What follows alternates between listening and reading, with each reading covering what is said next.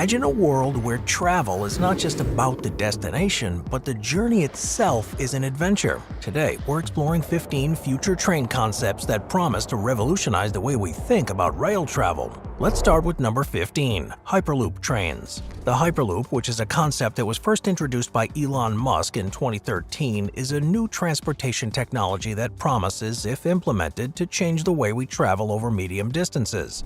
It's an ultra-high-speed ground transport system that aims to transport passengers and cargo pods through a low-pressure tube, potentially reaching speeds of up to 750 miles an hour by combining reduced air resistance and magnetic levitation technology, making it faster than conventional rail networks and even some commercial flights. The idea behind the Hyperloop is to create a near vacuum in the purpose-built tubes, which significantly reduces air resistance, which is one of the main limiting factors in the speed of traditional rail systems. By doing so, it allows the pods to travel at much greater speeds with much less energy than would normally be required. The pods are designed to float above the track using levitation systems, which further reduce the friction and, crucially, enable a smooth ride. One of the most important aspects of the Hyperloop concept is its potential environmental impact, as it's possible to power it solely with renewable energy, such as solar panels installed along the length of the tube. This eco-friendly approach is significant in the context of growing concerns about climate change. But while it does sound great, there are a number of hurdles that still need to be overcome. The construction of the tubes is hugely expensive, much more so than high-speed rail lines, and there are further safety concerns about how you'd be able to handle emergencies within the tubes where access may be limited. Still, several companies and research groups are already exploring this concept, conducting feasibility studies and developing test tracks, and if all goes well, a functioning Hyperloop network could be operational within a decade or two. Number 14, biometric and microchip ticketing systems. So with transport networks continually being upgraded so they have a greater capacity, there's part of the passenger experience that in most places still takes up far more time than needed: the process of buying a ticket and how they're checked when you board. Various companies are investigating how to use technology to streamline this process, and a much simpler system could be closer than you'd think. Biometric and microchip ticketing systems are increasingly being integrated into train travel, and not only do they speed things up, but they're also more secure and convenient. Now, biometric ticketing involves using a unique biological characteristic of a passenger, such as fingerprints, facial recognition, or iris scans for identification and access. In the context of trains, this could mean passengers simply walk through a gate that automatically identifies them through facial recognition or a fingerprint scan, and completely eliminating the need for a physical or even electronic ticket. This not only speeds up the boarding process, but also significantly reduces the possibility of ticket fraud or loss. Microchip ticketing, on the other hand, involves embedding a microchip into a wearable device or even under your skin. These chips can store data like a passenger's ticket information, identity, and payment details. With near-field communication technology, a passenger can gain access to a train service by simply placing their hand or a wearable device near a scanner. This method streamlines the ticketing process as it removes the need for checking in or manually scanning a ticket. There are already a number of transport networks around the world that make use of some of these ideas, such as storing tickets on a mobile device that can be scanned at a barrier. But a future where the gates actively recognize you to let you pass and perhaps even control the onboard lighting to show you directly to your seat will substantially increase the efficiency of any railways they're linked to. Number 13, AI-controlled autonomous trains. So there's a huge focus right now on the potential for autonomous vehicles, but with the way that trains are confined to the tracks they run on, it is possible similar technologies will be rolled out across the railway networks far sooner. Using advanced artificial intelligence, these trains are designed to operate without human intervention, relying instead on sophisticated algorithms, sensors, and communication technologies to navigate routes. The potential of AI-controlled trains lies in their ability to perceive and understand their environment. Now, this is achieved through an array of sensors such as cameras, radar, and LiDAR, which continuously monitor the train's surroundings. These gather vast amounts of data from track conditions and weather to potential obstacles and signaling information, and algorithms can then process this in real time and enable the train to make instant decisions, such as adjusting speed, stopping, or changing routes, in order to ensure optimal safety. One of the biggest advantages of autonomous trains is the potential improvement in safety by eliminating the chance of human errors. Furthermore, AI systems can operate with consistent attention and precision and are unaffected by fatigue or distraction, which further increases safety and efficiency. They'll also lead to substantial financial savings for railway operators, as the reduced need for human drivers and the increased efficiency in operations can lower labor and operational costs. So too can AI-driven predictive maintenance that will foresee and address mechanical issues before they lead to breakdowns, reducing maintenance costs and downtime. Now, of course, this is as controversial as it is potentially beneficial, as it would risk hundreds of thousands of jobs around the world. In some countries where operators are rolling out autonomous features, they're attempting to relocate staff to other areas. But there'll be no avoiding the fact that many people will end up looking for jobs elsewhere. As with many other industries facing similar questions around the use of AI, it's likely this issue, as opposed to the technology being readily available, that will delay or even prevent it from happening. Number 12. Augmented reality windows. So, augmented reality windows on trains are an innovative technology that's designed to transform the passenger experience during travel. Currently, you're able to look out and see the world passing by at high speed, but what if this space was used in a different way? AR windows can, for example, display dynamic information and entertainment directly onto the window panes, augmenting the real-world scenery with digital overlays. And this integration of virtual content into the physical journey can provide both practical and entertaining benefits to make the journey more productive or enjoyable.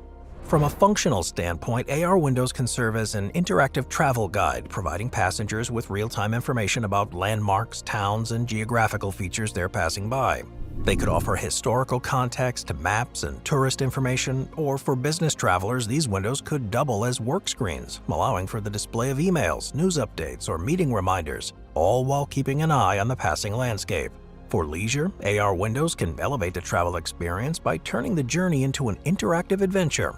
Children could be able to play games with the landscape whizzing by, turning a routine trip and engaging in a fun experience. Or travelers could enjoy a virtual tour of a passing city's highlights while comfortably seated in their train car. In what's probably a less exciting feature for passengers but potentially beneficial for operators, AR windows could also be used for advertising and commercial partnerships, and see trains displaying geo-targeted ads relevant to the location and time of day, offering a potential revenue stream for rail operators. Already, this technology has been integrated into some trains in Japan and elsewhere in the world, but as it becomes more affordable, it's likely to be retrofitted into existing stock, as well as included as standard in new trains, so you'll probably start seeing it being used very soon. Number 11. Quantum levitation trains. Quantum levitation, it's also known as quantum locking, is an emerging technology that could revolutionize the concept of train transportation through the principles of superconductivity and magnetic levitation.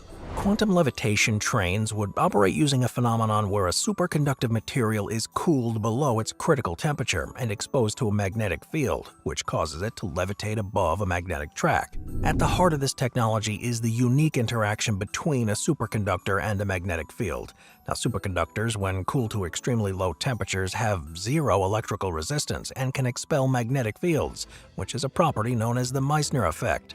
However, in a modified superconductor, the magnet field can penetrate in tiny quantized tubes of flux, and when this superconductor is placed over a magnet, these flux lines sort of get pinned in defects of the material, which lock it in place. This allows the superconductor to hover above the magnet and maintain its position even when the setup is tilted or the track below it curves.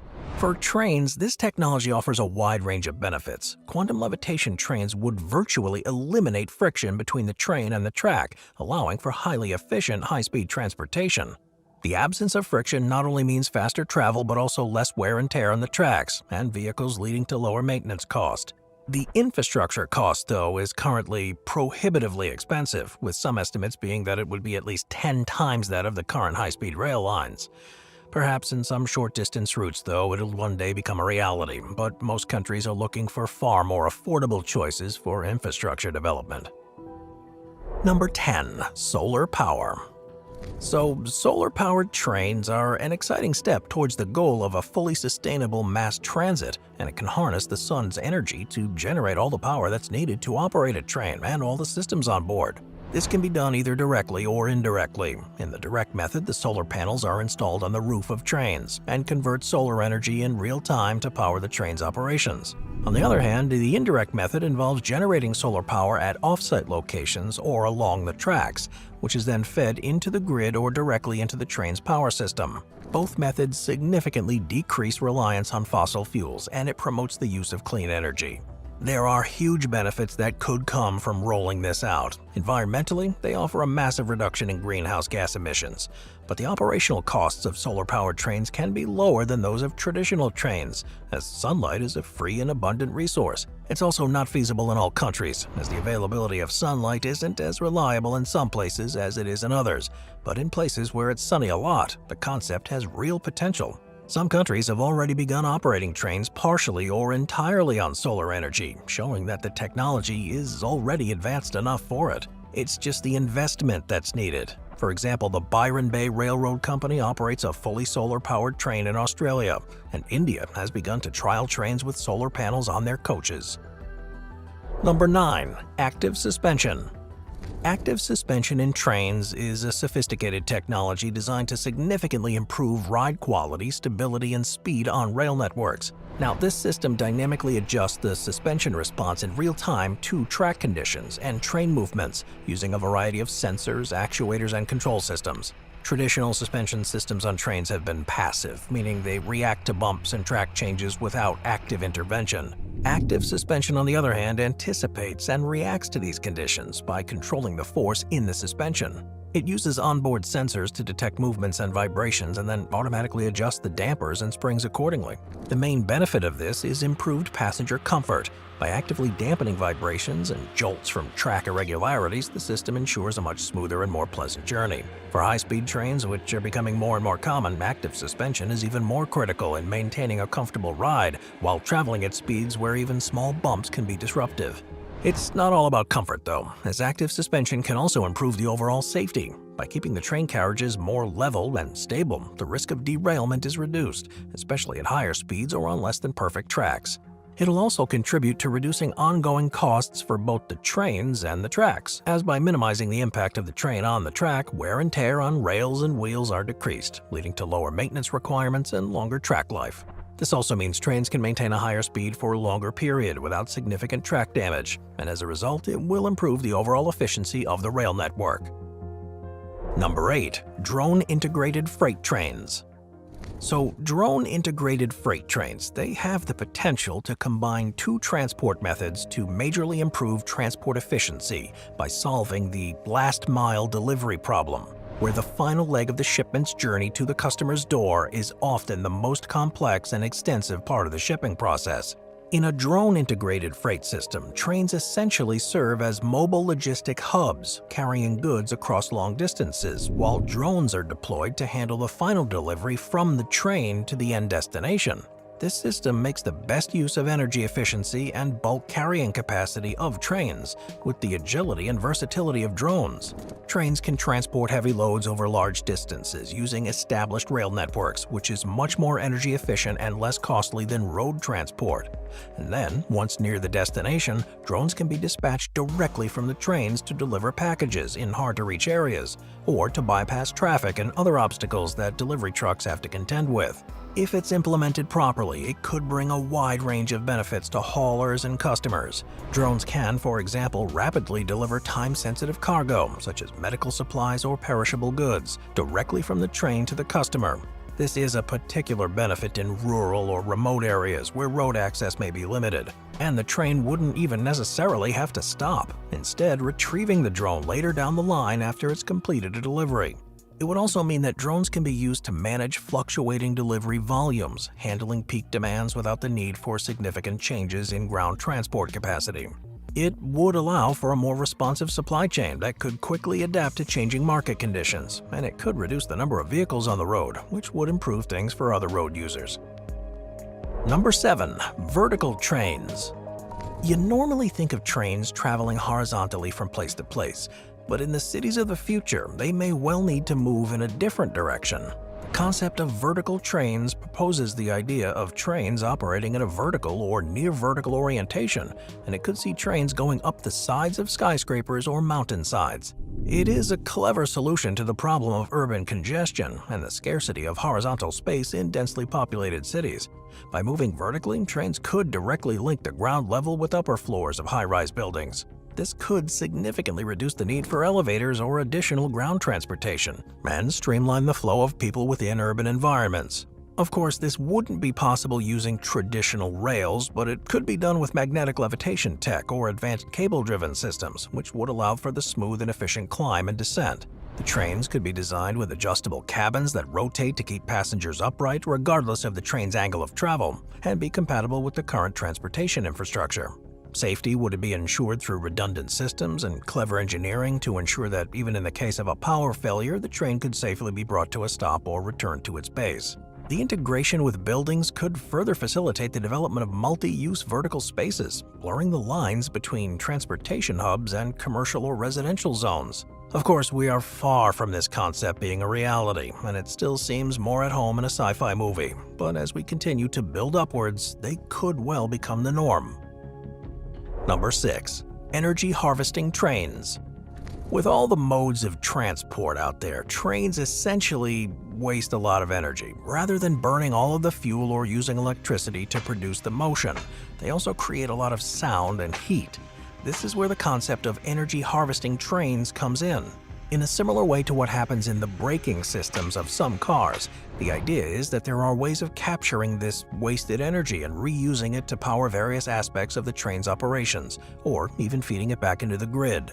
The primary method of energy harvesting in trains is through regenerative braking, so when a train slows down, the kinetic energy, which would typically be lost as heat through conventional brakes, is instead converted into electrical energy.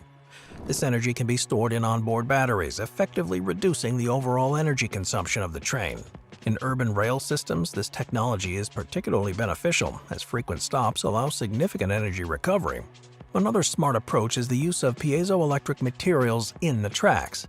Now, these materials generate electricity when compressed, so as the train passes over, the weight and motion of the train produce electrical power.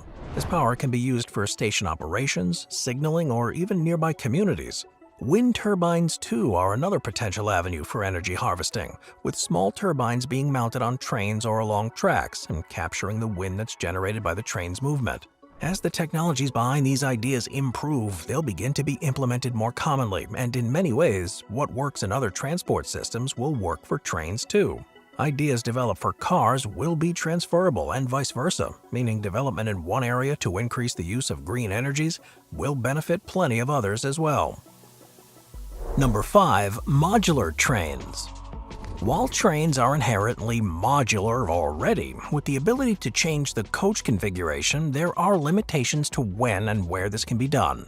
Operators are now looking for new technologies to make this far easier, with true modular networks offering the potential to be far more efficient than is currently possible. The concept allows for the individual carriages of a train to be easily added, detached, or reconfigured according to real-time demand, route requirements, or specific service needs. During peak hours, additional modules can be coupled to accommodate more passengers, while off-peak times could see the train downsized for efficiency. Another useful feature is the ability to mix different types of carriages within the same train. For example, a modular train could consist of passenger carriages, a dining module, a cargo section, and even a luxury lounge or sleeper compartment. The coupling and decoupling process in a modular train system is designed to be swift and automated, minimizing any delays, and could take place at designated stations or even while in motion through the use of advanced docking systems. As a result, part of a train could detach and head to a different destination without requiring the entire train to make an unnecessary detour. From a maintenance perspective, modular trains offer significant advantages as well, as individual models can be removed for repair or upgrading without taking the entire train out of service.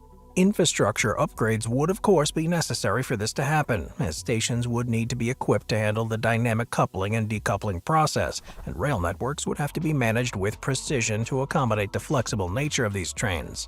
It could, though, be one of the cheaper options to upgrade a rail network, particularly in the short to medium term, and allow operators to make more of what they already have in place. Number 4. Hydrogen power. So most trains are either diesel or powered by electricity, but currently neither is particularly green in terms of energy use. It could be decades until most of our electricity comes from renewable sources, but there's a potential alternative that would significantly reduce emissions related to trains: hydrogen.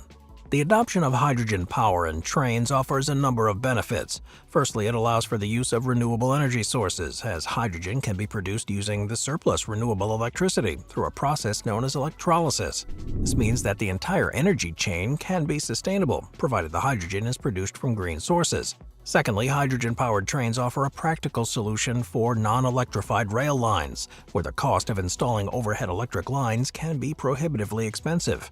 Trains that run on diesel can also be converted to run on hydrogen, further reducing the cost of implementing it. And all that would need to be added to the networks are hydrogen refueling stations. When running on hydrogen fuel cells, trains would produce electricity through a chemical reaction between hydrogen and oxygen, with water vapor as the only byproduct.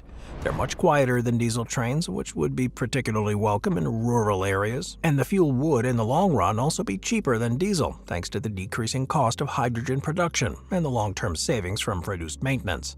There are already several networks around the world that have been trying hydrogen-powered trains, and while it's not yet at a stage where it's an economical alternative, it could be the best way to reduce emissions from the train industry quickly while waiting for improvements in electricity production. Number 3. Suspended sky trains. Suspended sky trains, also known as hanging trains or monorail systems, are a mode of urban transport that in the coming decades are likely to become more and more common. These systems typically involve a single rail track or beam with a train carriage suspended beneath it, gliding above the streets below. This form of transit offers a unique solution to urban congestion and space constraints by using the airspace to transport passengers between destinations. While the idea may not be new, there are already some SkyTrain networks in busy cities. The technology has significantly improved, as the demand for smart mass transit systems will reduce our reliance on cars. The design of suspended sky trains involve carriages that hang from a fixed track, often powered by electricity, and the elevated nature of the tracks allows these trains to bypass traffic and ground-level obstacles. The trains are stabilized by gyroscopic forces which naturally keep the carriages upright and ensure a smooth ride for passengers. Not only do they need far less space on the ground than can be used for other purposes, but they're also much quieter than trams, metros, or other vehicles, so can be used to help reduce noise pollution. When trying to reduce emissions, suspended sky trains can be powered by clean energy sources, and their efficiency is moving large numbers of people can also help to reduce reliance on personal vehicles. Furthermore, the construction of suspended sky trains can be far easier and less disruptive than building underground metro systems. As with much of the work occurring above street level, it can often proceed with minimal interference to existing traffic and without the need for extensive and costly tunneling operations. Number 2. Virtual coupling. The most popular train routes around the world are often running at full capacity, and while one option is to build more tracks, another is to more efficiently use what's there already. Currently, lines are essentially separated into different blocks by signals. For safety reasons, only once a train has passed a signal can another train enter the block that it's just traveled through, and this means that there's a hard limit based on the infrastructure, on the number of trains that can be in service at any one time. Virtual coupling, though, could change all this, and this technology allows multiple trains to operate as close-knit convoy without physical connections. The idea behind this concept is based on wireless communication technologies such as train-to-train communication protocols, which enables trains to share information in real time about their position, speed, and acceleration. And each train in the convoy acts autonomously, yet is coordinated with the others, much like a flock of birds moving together. The main benefit of a system like this is the increase in line capacity. By safely reducing the distance between trains, more trains can travel on the same track within a given time frame, thereby increasing frequency and overall capacity. This efficiency boost is particularly crucial in dense urban networks where tracks are often a bottleneck. Furthermore, virtual coupling can improve the flexibility and scalability of train services. Trains can join and leave the convoy dynamically, allowing for a modular approach to rail transport. Theoretically, virtual coupling can lead to smoother rides and reduced energy consumption as trains can accelerate and decelerate simultaneously, so there's less stop-and-go movement compared to traditional rail operations. This overall synchronization would then lead to energy savings through more efficient driving strategies. It is, though, a huge technological undertaking to make all this possible, and it's not entirely clear if the systems exist yet to make it work. With all the progress in autonomous vehicles, though, similar solutions will need to be developed, so it could be possible for trains within the next decade. Number 1. A plane/train hybrid. So we're used to different modes of transport operating independently of one another, but what if they could, in a way, be combined?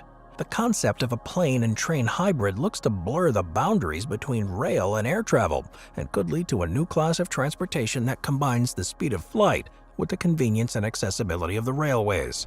To do this would require the creation of a vehicle that can operate both on a railway track and in the air.